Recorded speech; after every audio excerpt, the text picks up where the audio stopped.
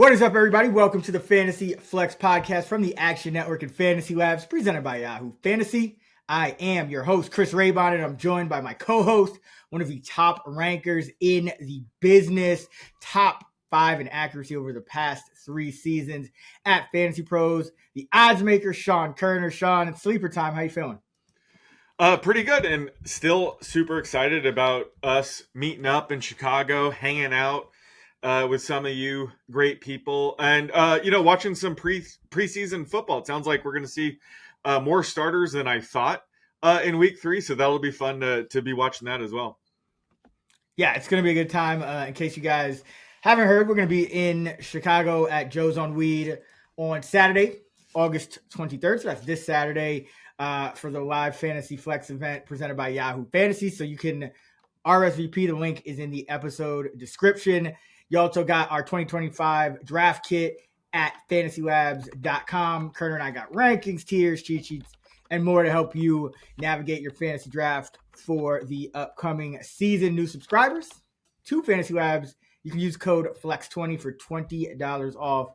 Again, FLEX20, FLEX20 for $20 off at fantasylabs.com/flex, or you can download the all new Fantasy Labs app. All right, let's jump right into it. Sleepers. Love this time of year. Last year, let's see. Jaden Daniels was the big hit for us last year on this show. So let's see what we got going on this year. I think you got a repeat of a guy that you liked last year as well. It didn't quite work out, but I think it might this year. Who you like at sleeper at quarterback, Sean? Yeah, sticking with Caleb Williams again this year. It's worth mentioning, I did say Sam Darnold this time. Oh, yeah. I missed that one. That panned out. Yeah. I did not expect it to pan out that well, but it did. But yeah, I'm going back to the well here with Caleb Williams. Again, he had a disappointing rookie season, especially for a number 1 overall pick. But he still finished quarterback 15, so it wasn't, a complete disaster in fantasy. But we have to remember, he lost his head coach, his offensive coordinator in season at separate times, maybe partly his fault. He took, 68 sacks. Although I saw a metric where someone counted it was like 45% of them were his fault, which is right in line with league average. So that's a ton of sacks that were probably on the offensive line. So the fact that they upgraded that in the offseason will be huge. But more importantly, they brought in head coach Ben Johnson, who, of course, led the Lions' elite offense the past few seasons. So I think he could give it Caleb Williams back on track here and could see a year 2 breakout. There's been some social media posts of Caleb, not looking great in camp or whatever, but those sometimes are missing the context. We finally got to see him play in preseason, and all he did was, lead a 97-yard drive, and he looked great doing it. So I'm projecting him QB9 right now, and he's still going around QB15. And, he has a ton of rushing upside as well to boot. So more than happy getting him, as a late round quarterback. I think, him, JJ McCarthy, Drake May, Trevor Lawrence, those are the younger guys I think we should be targeting for, league winning type upside. And the other guy I'd like to mention, haven't really talked about him much, is Justin Herbert. Again, after those younger guys are gone, I think they have the most upside. I think he makes a ton of sense, especially in, 2 QB super flex formats where stability is a little bit more important. But he's going in that QB 17 range, even though he's arguably a top 5 quarterback in the league. And, his downside is obviously it's a bit more of a run heavy offense with Greg Roman. And we saw that earlier last year, weeks 1 through 6, they had the second lowest pass rate over expected. But from week 7 on, they had the 6th highest. So they were way more willing to be more pass heavy with Herbert. Just unfortunately, all they had last year was Ladd McConkey and a bunch of dudes. This year, I love the additions they made, especially in the draft. Trey Harris and Keandre Lambert-Smith, are sort of downfield threats in this wide receiver group. Going to push Quentin Johnson, to be the number 2, number 3 receivers. And they brought back Keenan Allen. So I love the pass catching mix this year. And Herbert, when he's healthy anyways, he does offer some sneaky rushing upside. He had 20 plus rushing yards in 6 of the last 11 games last season. So he's kind of slept on a little bit later in drafts, but I think he's a solid, like, week 1 starter if you miss out on some of these younger guys, or especially in, 2 QB type formats. Yeah, it's that whole tier. It's like all those guys that aren't really true scramblers. That tier is like kind of like a clusterfuck for me. So I'm glad you actually picked somebody out of there in Herbert. Yeah, like who? Like you're talking about like Goff and Tua. Yeah, all that. Just everybody except the true scrambling guys really are. It's so close for me that I think it's going to come down to things like schedule and who you need at what point in the season and whatnot. But Herbert, I mean, talent-wise, he's there. So I don't mind that at all. I think same thing with Caleb Williams. The results weren't there last year, but the talent is undeniable. So I got a similar guy, Trevor Lawrence. Year after year, we kind of bang our heads with this guy. I think you actually had him as a sleeper last year. Didn't work out. I don't blame you for getting off that train. But when you look at the quarterbacks, we know we could stream a quarterback if push comes to shove. There are, there's those 4 elite guys going in the first 3 rounds, and then there's kind of gets a little similar in terms of the rankings and the projections. So Trevor Lawrence is the guy I think could really jump. Drake May is another guy you mentioned, but he's already up to QB 13 in recent drafts. So I think he's kind of properly valued at this point, but Lawrence still goes around QB 19, QB 20. And I think he has a chance to put up a Baker Mayfield like season. We saw Liam Cohen last year with Mayfield increase his yards after catch from his receivers, got a lot better in the red zone, went from, about average to one of the best red zone teams in the league. Just pretty much everything that Lawrence has struggled with, Liam Cohen did well in his stop at Tampa, and with Mayfield specifically, who's another one of those former first overall picks that kind of disappointing in recent years. So really like Lawrence. He's the guy I think is the true sleeper this year. Last year, there was, I think, more rookies. I mean, this year, I think Jackson Dart, if you want to call him a sleeper, I think the thing is we don't know exactly when he's going to take over, but when he does, I think he looks really good, and I think it's going to be sooner or later. So I'd call him more of a league winner, tease for our league winners pod, which will be up shortly after this one. So stay tuned for that. But Lawrence for me is the lone guy that I think just on terms of ranking versus where I have him is way off. Yeah, he's yeah. I mean, I'm high on him as well. I couldn't go with the same exact guys as last year. Maybe swap Sam Darnold out with JJ McCarthy, but just the fact that Lawrence is going QB 20 is absurd. You could easily get him, in the last few rounds of your draft, and at least start the season with him, and we'll know early on if this is the year for him. So they already have Brian Thomas Jr. and now they added Travis Hunter. So love his pass catchers, and he does have sneaky rushing upside. So the QB1 tier upside is certainly there. So definitely worth late round quarterback flyer. Yeah, and I'm sure he's probably not getting drafted in most redraft leagues. So he's essentially free, and I think he can hit the ground running. The Jags probably be in a lot of shootouts this year. But all right, let's jump to running back. Last season, you nailed Bucky Irving. You nailed David Montgomery. So good stuff. I had Chuba Hubbard. So overall, some good hits there. Who do you like as a sleeper this year at the running back position? Yeah, the other one I gave out was Blake Corum, who, again, Kyren Williams was healthy every single fantasy relevant game last year.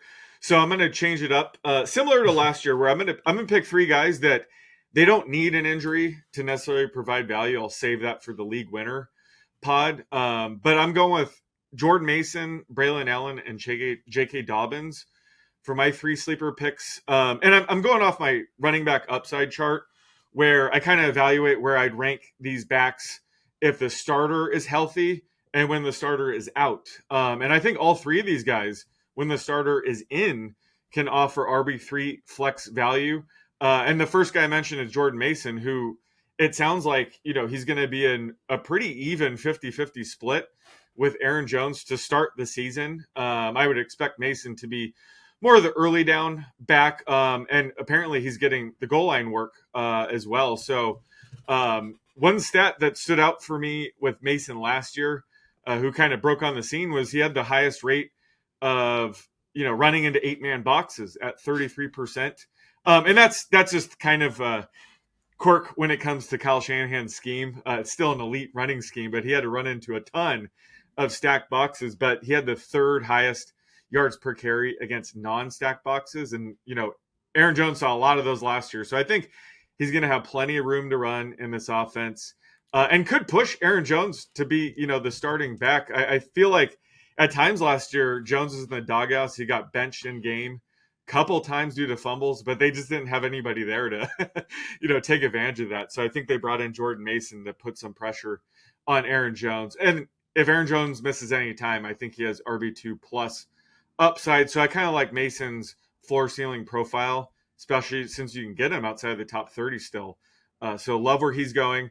Braylon Allen, sort of a similar situation where it does look like he's going to be closer to a even timeshare with Breece Hall. We have to remember that, the Jets coaching staff is coming over from Detroit, and they do seem content on having like a Jahmyr Gibbs, Dave Montgomery type split here where Allen would be the Montgomery role. So, I think he could carve out a big enough role to offer RB3 flex upside, even if Breece Hall's healthy, and then RB2 upside if, Hall misses any time. So great flyer in that RB40 to 45 range where he's still going. And last but not least is J.K. Dobbins, who, the Broncos completely rehauled the top two on the running back depth chart. That was like their one lone weakness last season, especially just given how good the offensive line is. It's kind of crazy how bad, someone like Javonte Williams was. But I think Sean Payton loves having his lightning and thunder duo. So, RJ Harvey is clearly the explosive, Alvin Kamara potential type back in this scheme, where J.K. Dobbins could be, the Mark Ingram role, where he's getting a lot of the early down work, goal line work, as long as he can stay healthy. So I think he offers, RB3 flex value, even if, Harvey is as good as we think. But, RB2 plus upside if he misses time. So I think people are kind of sleeping on Dobbins in that, RB30 to 35 range, as long as he could stay healthy.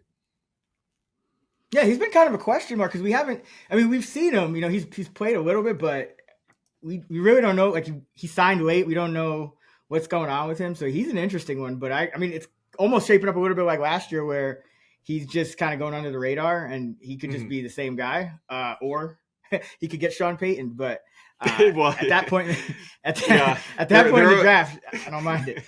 There is always that downside, but that's kind of, he's in the range where he won't kill you if that happens. But yeah, we saw, Sean Payton already messing with people. He had RJ Harvey as the number 5 back on the official depth chart to start. And then I saw RJ Harvey got the first snap in their preseason game when they played the starters, but apparently it was supposed to be Dobbins. He couldn't find his helmet or something, so they put Harvey in there, but it sounds like Dobbins was supposed to get the first carry, which would have sent, fancy Twitter into Dobbins a frenzy. But he's so old that he can't even remember where his helmet's at. You already lose his memory. Yeah, but those are the kind of things where we can't look into preseason too much, but he was apparently supposed to get the first touch. Yeah, no, it's I think Sean Payton definitely he's going to split the carries, and so that's good for Dobbins, I think, because there's certain situations where he would be kind of pigeonholed, I think, into a certain role. But it seems like they're going to play him they're going to play him on pass downs too. Like he's not terrible on pass downs, so I think it's just going to kind of be confusing. But he is I think this Bronco offense too is getting slept on as a whole. Like I think it's going to be really good. It's just as we've talked about, it might just be a split, but. Yeah, Dobbins, Harvey. I think Harvey. I wish he was I wish their ADPs were flipped, honestly, because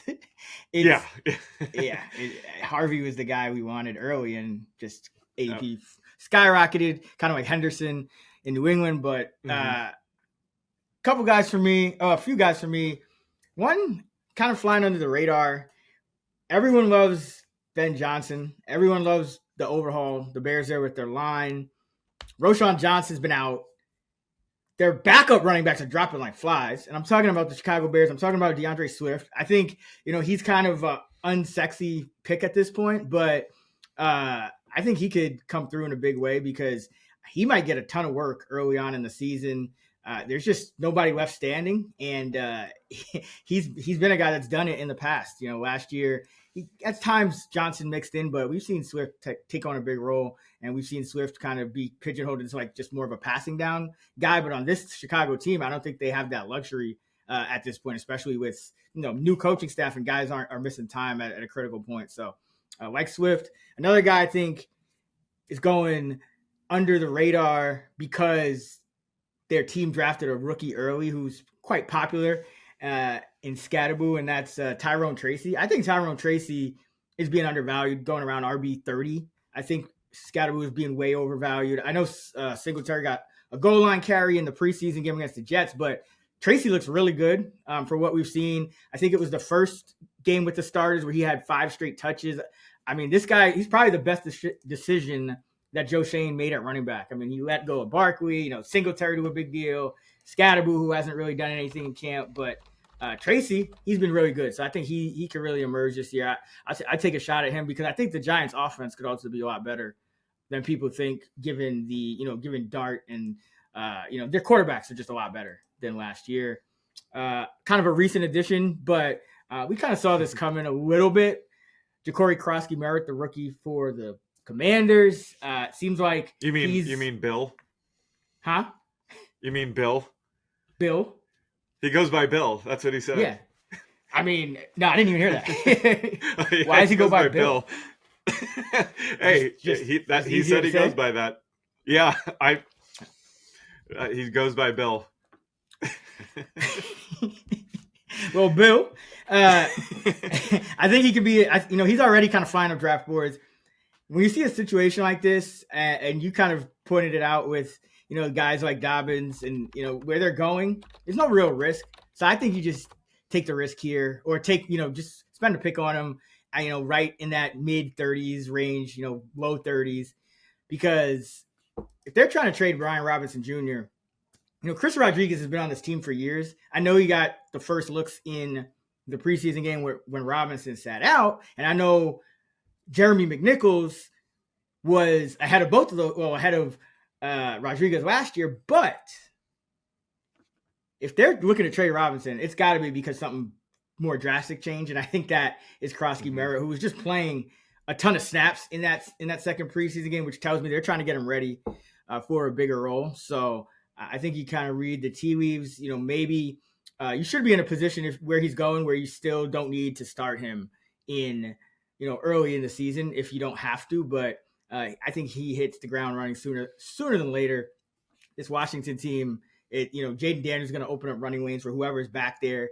If they keep Eckler on the roster, he's more of a passing down back at this point. And then the other two guys are journeymen who've kind of been around. So I wouldn't be surprised if they were starting Rodriguez to kind of showcase him, for other teams or maybe a trade or something, because he's just been there too long for me to think that they just want to trade Robinson only because of Rodriguez or more because of Rodriguez. So I think JCM or Bill is the play in Washington. And then, of course, my guy, Bashal Tutin in Jacksonville, who I think you could buy the dip on him because I know Bigsby now he got a start in the second preseason game and played snaps with the starters. And so he's kind of flying up draft boards. But again, this could be another one of those situations where they're just kind of showcasing him because I still don't know if they go into the season with all three of those guys. It just really doesn't make sense given where they drafted Tutin. And they also got Allen, another rookie behind him. So I think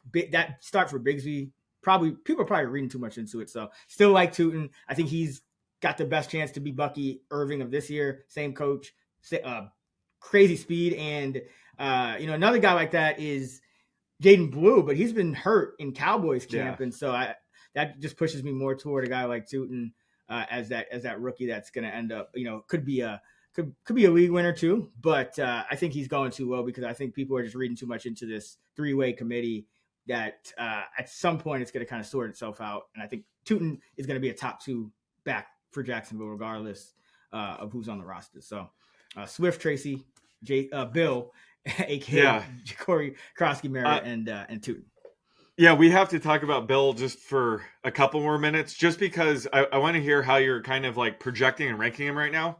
because he's very difficult for us to convey just the different levels of this on Fantasy Labs. So if you're looking at our ranks, I think he's being drafted like around RB 50 now. But like, how early are you willing to take him, and where do you have him ranked? And kind of like, how much are you factoring in the potential of Brian Robinson getting traded? Because it's kind of tricky to convey that all in just one flat rank. But I just want to expand on that a bit. Yeah, so like I have him in terms of just raw median projection right now up to about running back 50 where he's going. Yeah. But in best ball, I actually bumped him up into I think like 30 into the low 30s. So because you don't have to predict when it's going to happen. But even in redraft, I'm going to bump him up a little more. It's just like you said, it's tricky. I would like to see some resolution to this. We're probably not going to get it, but yeah, it's probably just going to be like essentially projecting more carries for Washington than usually I have everything top down adding up to the amount of team carries that you would expect. But because we're dealing with a potential trade, there's like X percentage chance that Robinson's carries come somewhere else, or he just is, like on ice or something. Like, I mean, the fact that he sat out a preseason game, like in anticipation of being traded, is not ideal. Because what if that could also happen in the regular season? Like, I don't think it would, but you never know with these kind of situations. So, Robinson, I think, is the big loser here. But I think I want JCM or Bill in right in that range where you take your shots at running backs in the mid 30s. Yeah, I think it's the bell curve IQ guys, right? Where the low IQ guys like, let me just take this unknown 7th rounder, why not? And then the guy in the middle thinking too much about it, 7th round capital. We can get into why he fell to the 7th round. It's not due to talent.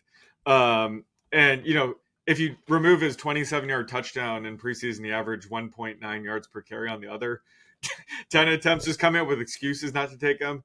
And the 200 IQ guys like, just take Bill, because he's going late enough where he can't kill you, right? Like, I mean, you could still get him outside of the top 50, and all these guys are gambles in a sense where they probably do need their teammate to get hurt in order to offer value. But there is a clear path for him now, for Bill, to offer RB3 value without even needing an injury. So he kind of separates from the rest of the pack in my model.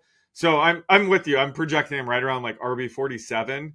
But just one news break where Brian Robinson's traded, and all of a sudden he's in our top 30. So it's hard to capture that at the moment, but he is definitely still being underdrafted, in my opinion, anytime he goes, outside of the top 50. Yeah, I don't think he will for too much longer, because in best ball he's already going in the in the 30s. So I think most people are probably going to have their drafts this upcoming weekend or the weekend after. So by that point, or the week after, by that point, I think the cat will be out of the bag with him, and maybe you have a resolution with Robinson. But I mean, that kind of was the news. The fact that he was on because Robinson had a good season last year, and I mean, you look at all the other backs on the roster like Journeyman and Eckler, who's older and kind of struggled at times last year. So yeah, I think like this is big news already. Just the fact that this is on the table. Well, that kind of also left field like, do we know where he might go? Because if Brian Robinson Jr. goes to like Dallas, that impacts our rankings there. Like, do we have an idea of what teams might be interested in him? Or I mean, so Houston has been really tight-lipped with the Mixon situation, but maybe Houston would be they seem to be a team that doesn't mind those kind of like veteran guys. I think San Francisco could be a potential destination, just because I think they have a relationship there with those two teams, and GM wise or whatever, and their running backs. I mean, didn't we talk about this in the like a couple weeks ago with the 49ers? Like, all their running backs are dropping like flies, except McCaffrey, because he's basically on ice. But they could use it. They could use another body at running back. Well, early down grind. Again, they have the running backs.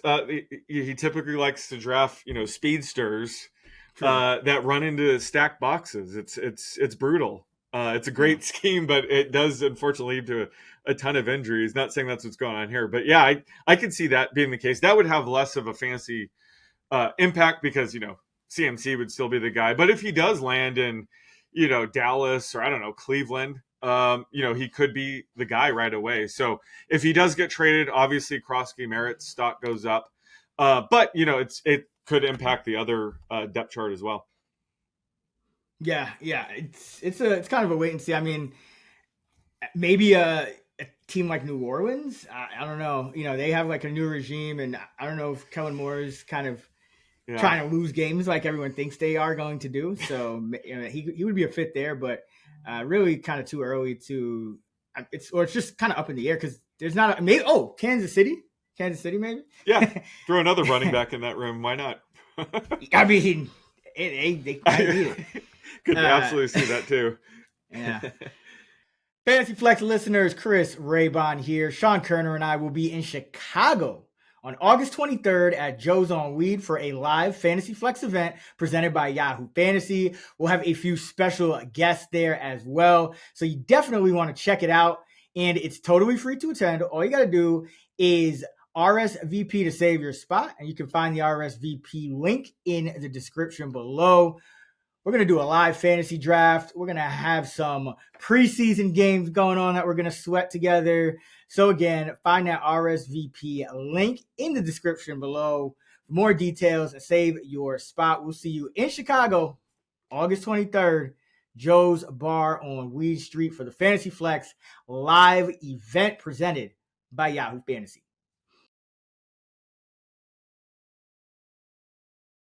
All right, so we'll get to wide receivers in a moment, but first let's do a Would You Rather segment presented by Yahoo Fantasy. Sean, we've discussed running backs. We're about to get into wide receivers, but since we're talking sleepers, assuming you've got all your fantasy draft spots filled and you have one final bench spot available, it's your last draft pick, and you got an equal amount already on your roster of running backs and wide receivers.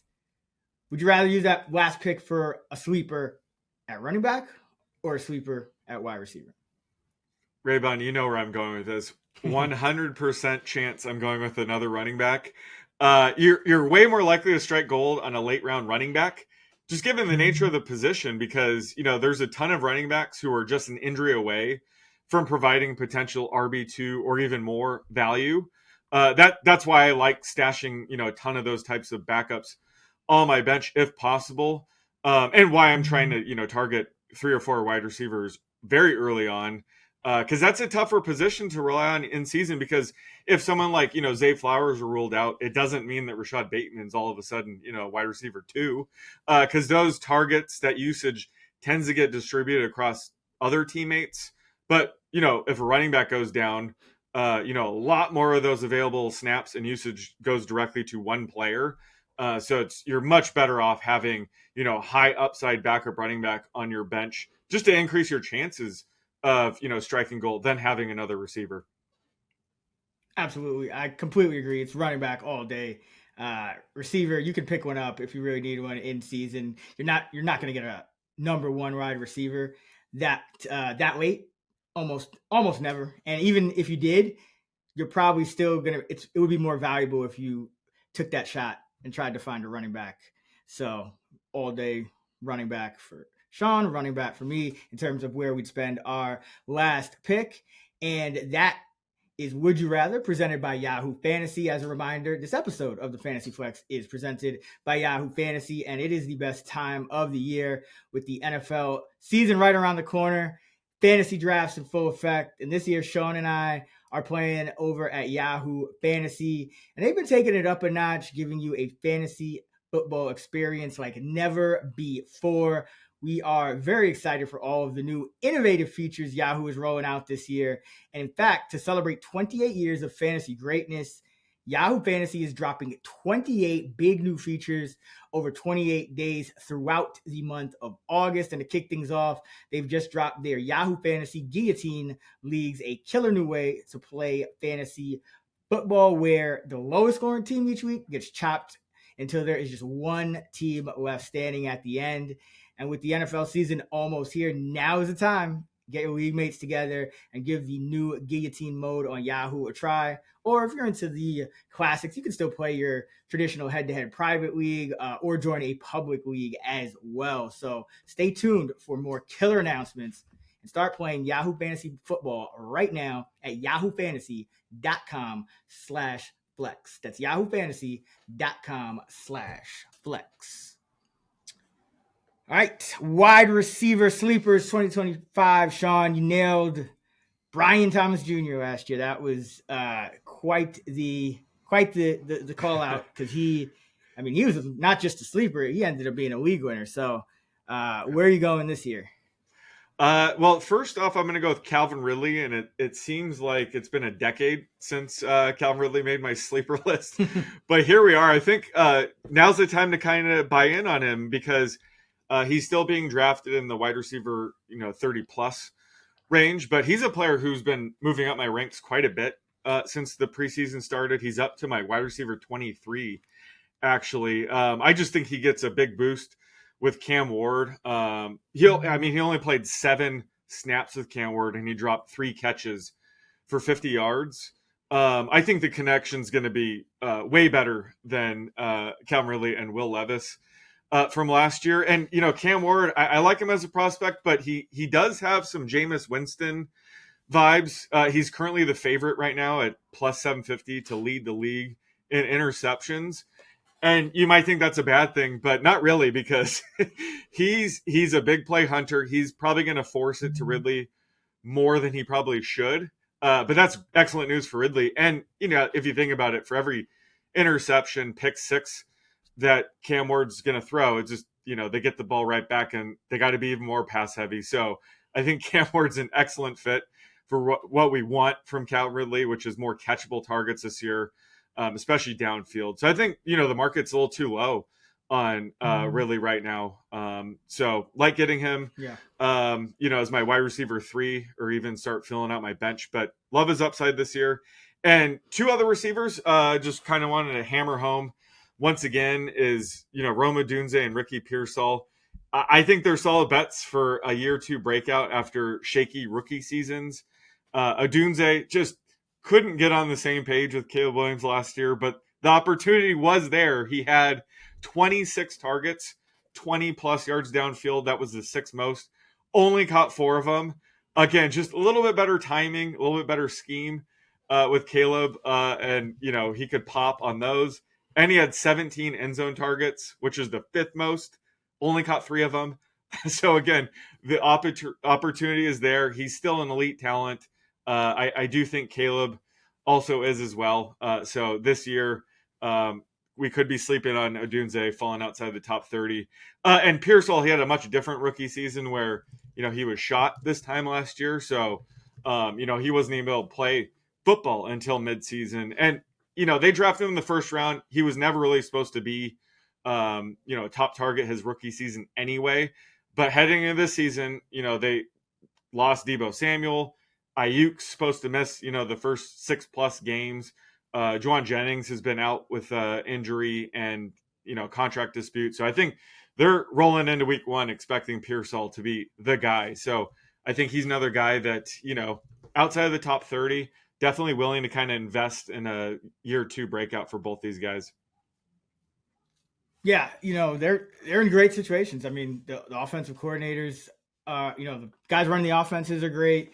They have quarterbacks, so there's really no excuse. And yeah, I'm with you on Ridley. Like he just could be a target hog. He's there's such a drop off with Tennessee from him to just everybody else on that. I mean, the number 2 guy in targets on that team by the end of the year?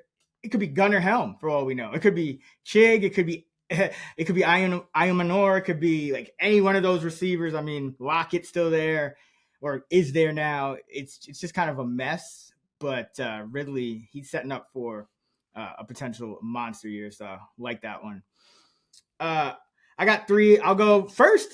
A guy who's been kind of falling down draft boards, and I'm buying the dip all day on, is Zay Flowers. I know they're kind of talking about, they don't need him to go for a ton of yards and all this stuff, but he's still their number 1 receiver, their number one target at this point, given what they were doing with Mark Andrews last year. So I'm not buying all this, he's just kind of capped or whatever. This guy, he put up two pretty good seasons to start his career already in very run heavy offenses. And I think this year, Derrick Henry getting a little bit older. If Derrick Henry has any type of injury and misses any type of time, Baltimore could only get more pass heavy, I think. And Lamar Jackson's playing just incredible football. So Zay Flowers, I've seen him fall, outside the top 30 in certain spots. We'll see where he ends up going in redraft. I think it'll still be in the mid to low 20s, but that's, there was a point where he was going, high 20s at wide receiver, sometimes into the teens. So really like buying the dip on him. This is just kind of preseason hype, or I guess the opposite of hype, but it's nothing substantial really happened, I think, with Zay Flowers. Nothing really changed for him. So, and he was on the field 90+% of the time, one of the highest route rates last year of any wide receiver. So like him a lot. Matthew Golden, I've talked about him all offseason. Thought he had a great path to be in Green Bay's number one receiver right off the bat. That could really happen with just how everything's shaping up. I mean, Watson's going to miss the start of the year. The other receivers have just been getting hurt at different points, and that includes Jaden Reed, that includes Dobbs, that includes Wicks. Wicks has missed a ton of time. So I think Golden really is going to emerge here, be like an every down player for them. Remember, Dobbs even was their top route runner, and he would top out usually around 80%. I think Golden has a chance to be a 90% plus type of player. So like him. And Jordan Love, he can still sling it deep down the field. Very efficient season last year for Love. Kind of went under the radar because he was hurt, and he had some interception problems early on in the year, but still top 5, top 6 numbers in terms of efficiency for Love. Now he's got a guy that can go deep down the field and probably plays more downs. So Love, Golden. And one more, Emeka Egbuka, another rookie. Tampa Bay, man. I mean, first you had Godwin with the mysterious second surgery. Looks like he's going to miss the start of the year. And now Jalen McMillan looks like he's going to miss, could be the whole year, could be half the year. A lot of people think, closer team think it's going to be at least half the year. He's on the IR. So Egbuka is going to be a top 3 receiver, looks like, either way for Tampa Bay. And he's going to start probably as the number 2 guy, because I don't know if Godwin starts the season on the roster or, on the active roster either. And I just don't think he's giving that up. I don't think Egbuka is giving up a top 3 spot. I think he was going to have it anyway, even if McMillan was, even if everyone was healthy, I think he would have surpassed McMillan like right off the bat. So really like Egbuka now.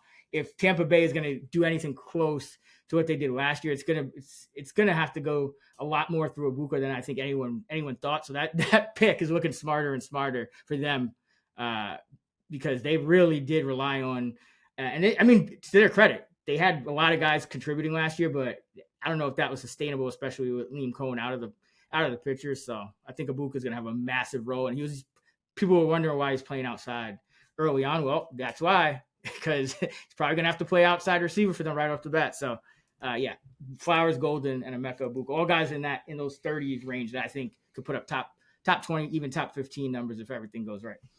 Yeah, Ibuka's one of those guys where his ADP just can't even catch up to where he should be drafted right now. Just everything is lining up for him. He's probably the most polished NFL-ready wide receiver prospect from this year's class. He'll probably be taking over that Chris Godwin role until he returns. And then he's still going to have his own unique role in an offense that is more than capable of supporting multiple, fantasy relevant pass catchers. So yeah, I agree. He's definitely still getting slept on. He's now inside my top 35. Home leagues where he's still going outside the top 40. Easy pick there. Yeah, how early would you pick him? Like, I think anywhere outside the top 30, right? Is you take your shots. Yeah, anywhere outside the top 30. That, like, you brought up Zay Flowers. Like, I would love to get Zay Flowers as my third receiver, or Cal Ridley. There's the wide receiver 2 tier.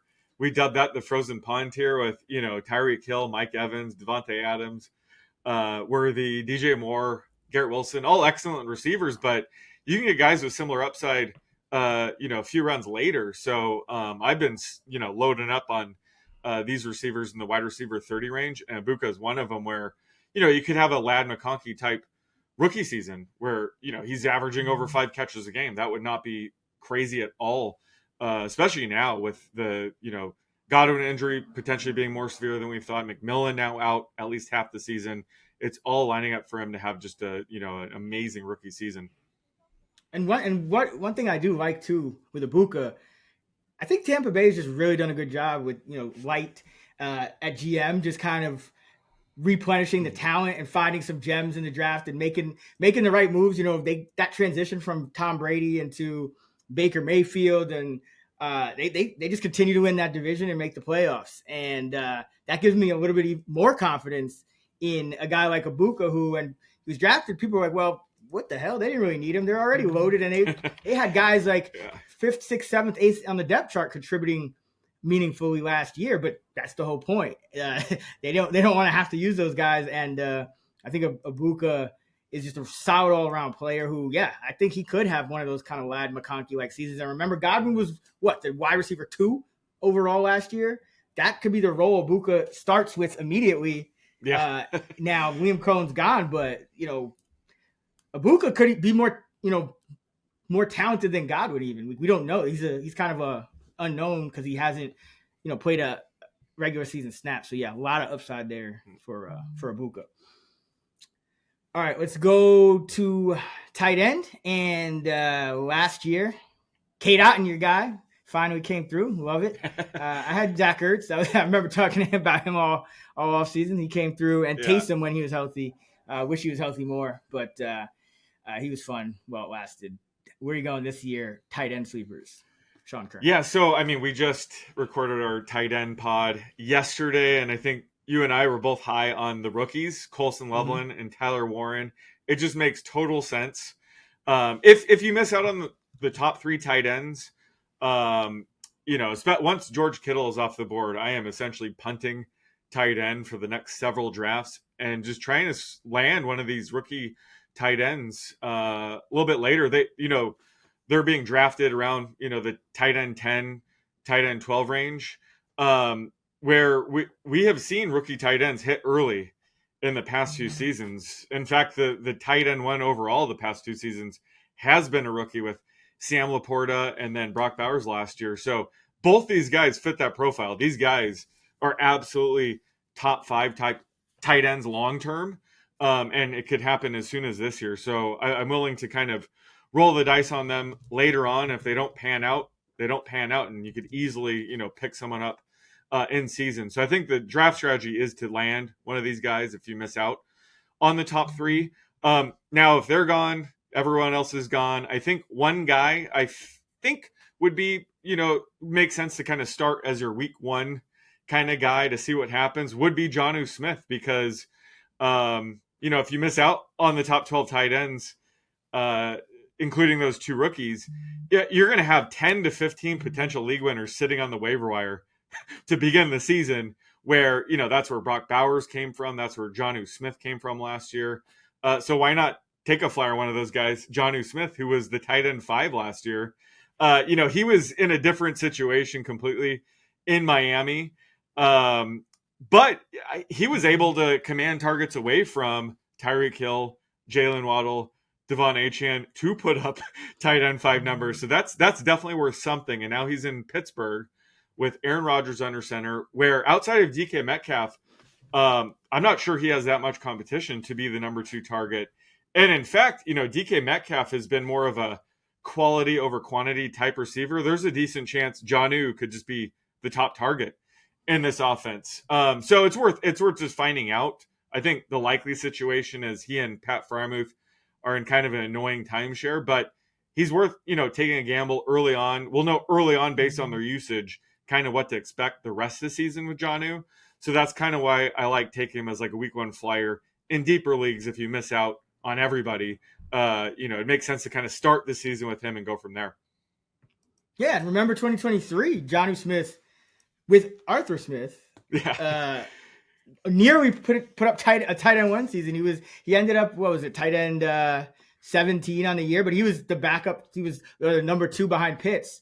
And generational talent. Kyle Right, Pitts. right. Exactly. So, yeah, I mean, they were aggressive in going out to get Jonnu, and we saw the kind of upside he can produce. And yeah, I see no problem with taking a flyer on him. I just don't think people know what to do with him. So it's just he's kind of just floating around in drafts. Sometimes he doesn't get drafted at all. Sometimes he goes 15th. Like, it's just all over the place. But I agree.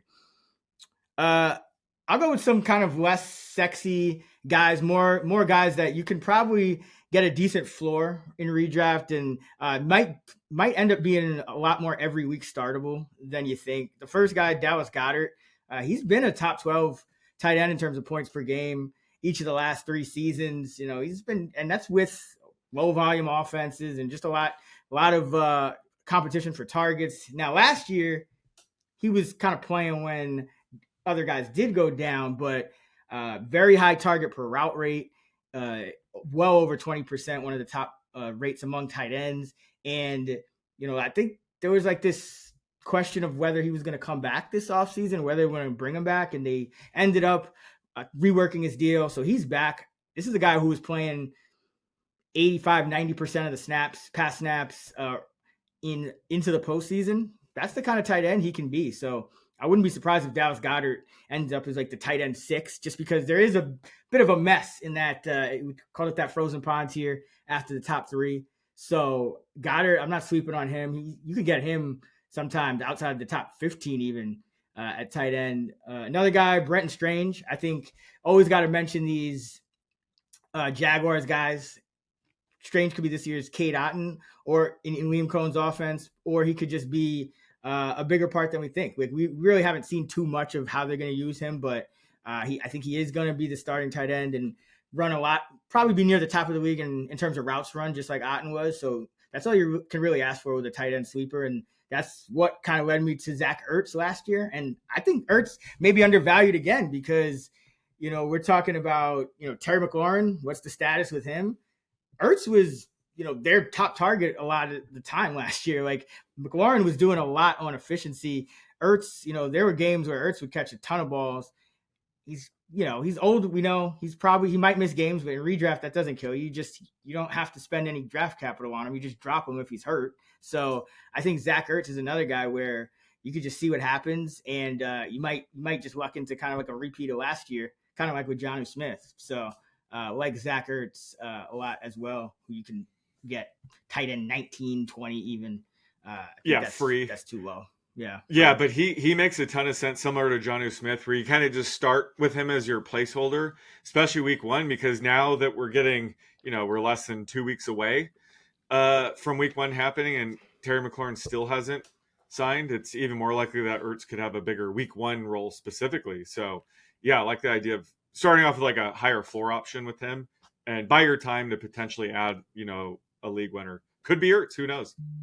Yeah, and well, I want to get your thoughts on one more guy before we get out of here.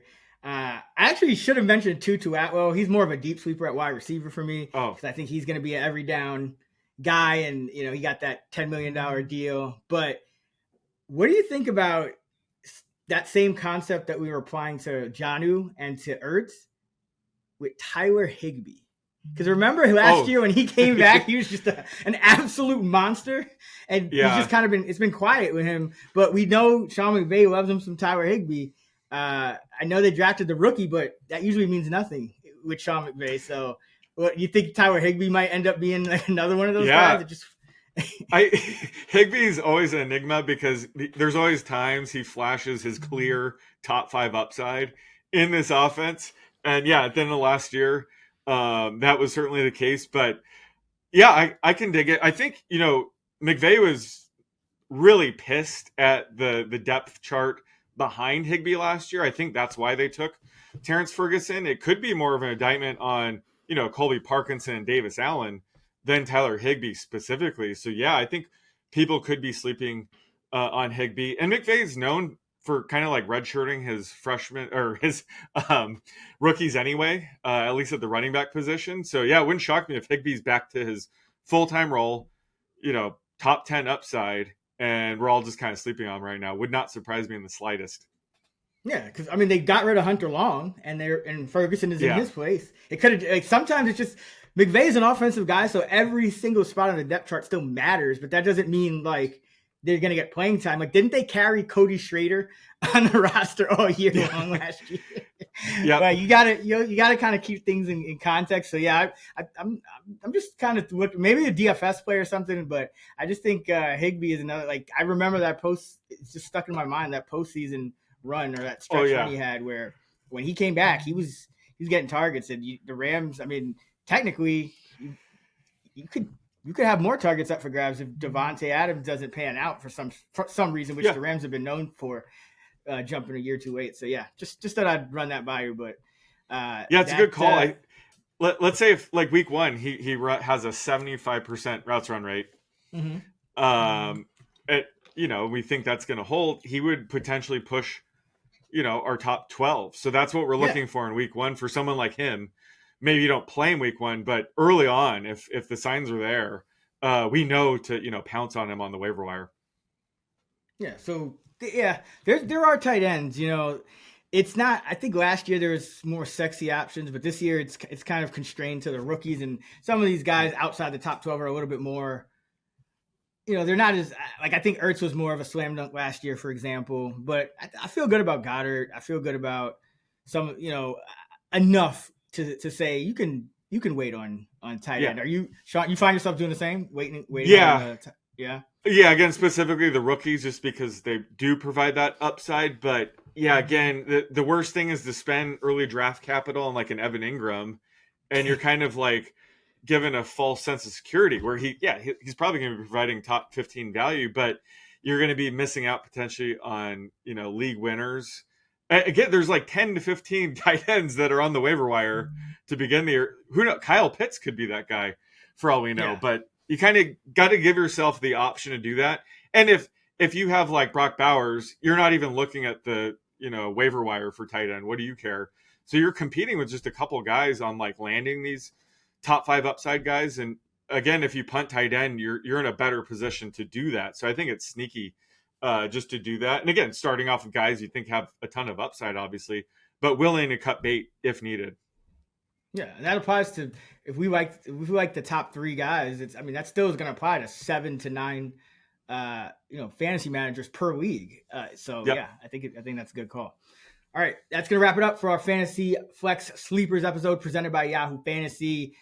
With the regular season coming up quickly, make sure you're subscribed to the Fantasy Flex podcast channel so you don't miss an episode. We have all of our positional previews out. We have our positional rookie previews as well. And Busts is up next, and then we'll do league winners. So make sure that you stay tuned here. Check out fantasylabs.com for all of our fantasy content. You can also download the new Fantasy Labs app and use promo code FLEX20 for $20 off an NFL subscription. You got me, you got Koerner, 2 of the top 6 in season-long accuracy over the past 3 years at Fantasy Pros. So make sure use that code FLEX20 for $20 off right now on an NFL subscription at Fantasy Labs. And again, live event August 23rd, Saturday. Joe's on Weed in Chicago. Free to attend. You just got to RSVP. Link will be in the episode description. So do it. Save your spot. Spots are running out quick, so be sure to RSVP if you're thinking about coming through. You can find Sean on X at @the_oddsmaker. I'm at Chris Raybon. We're at those same handles on the free award-winning Action Network app. And once again, big shout to our sponsor, Yahoo Fantasy, the best place to play fantasy football. Until the Busts episode, let's get this money.